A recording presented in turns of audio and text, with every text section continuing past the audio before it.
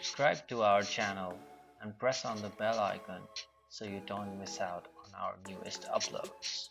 Hello everyone, welcome to another video. Today we're going to learn how to log into Messenger through your Facebook account. To log into Messenger, you can open Messenger on your Android device.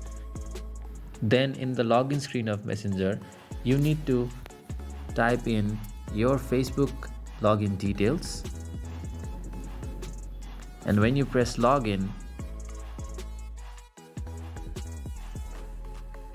and you need to set up your Messenger preferences to get started. Another way to quickly log into your Messenger is after you open the Messenger app, it will show you a list of Facebook accounts that are already logged in on this device.